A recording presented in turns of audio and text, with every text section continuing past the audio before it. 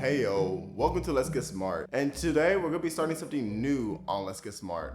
We're starting something called Myth Mondays. And on these videos, we're going to expose commonly known information and put them into place as the myths they are. So without further ado, let's get to it. This week, we got 5.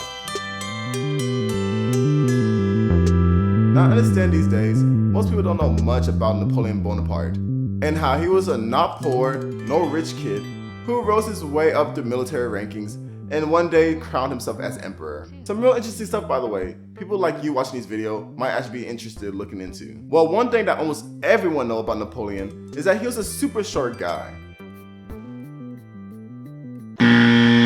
Well, as you can see, that leads us to myth number 1. Napoleon was actually quite average height for his time period. You see, I think this might be the misconception to what made people even believe that he was a pretty short guy though.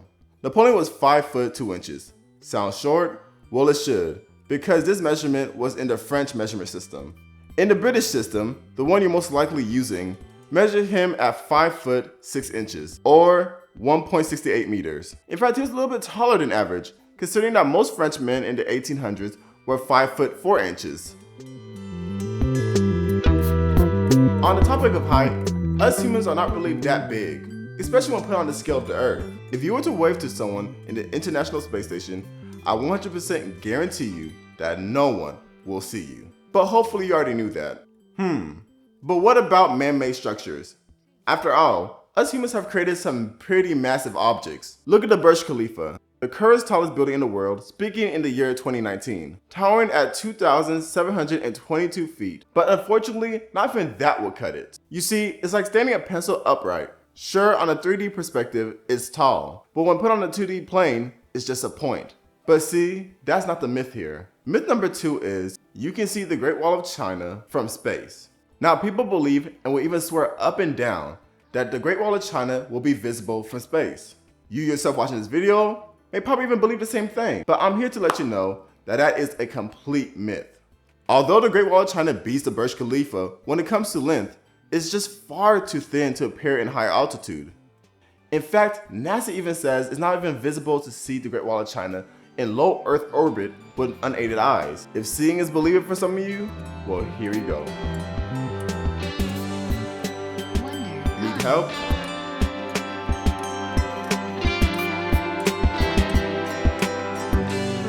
Now this one is for all the people I went to middle school with. Blood is blue when inside your body and red when it comes in contact with oxygen. Well, now years later, I still stand by my conclusion by saying that was a complete myth. Oh yeah. From UCSB, under Ask a Question, states that blood is red from protein called hemoglobin. Hemoglobin has a molecule called heme, which has a metal, iron, in it. When the iron is oxygenated, it becomes red. When the iron is deoxygenated, it becomes darker red. Meaning oxygen or no oxygen, blood is always red. Man, oh man, how we love our favorite orange sea creature, the goldfish. It's believed that the goldfish only has a memory span of 3 seconds. Well, my friends, that was a myth. And actually a quite sneaky one too. If you was to Google goldfish memory span, it will have 3 seconds big and bold, which is quite deceiving. Well, if it isn't 3 seconds, what is it?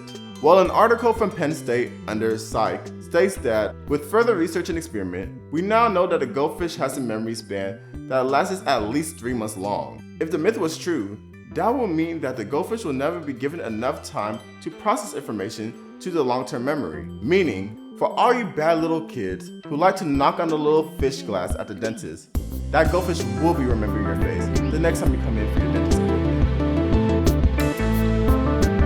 But that brings us to myth number 5, and our final myth for today's video, which is that if you were to swallow gum, it will stay in your stomach for 7 years. Well, I can sort of see how this myth was believable, because your body doesn't have what it takes to digest gum. Now this is where it'll sit for quite some time. But rather than just sitting in your stomach, it passes right through, right down into your small intestines. Now this is where it can sit for quite some time. An article from Mayo Clinic and Penn State on swallowing gum says, but eventually the gum does go through your small intestine and into your colon, where it is mixed with stool and then excreted. Well guys, that's it for this week. Feel free to look at the description below. I left all the sites I used during my research for you to go ahead and take a deeper dive if you want to. And if you enjoyed watching Let's Get Smart, please do me the favor by clicking that like button below so I can really know that you people enjoyed this content. Also, if you have any questions or any ideas you'd like to see turned into an episode, let me know and I'll be sure to take a look at it and do my research so we can make sure we can turn that into an episode and share it with the rest of YouTube. Thank you guys and have a good one.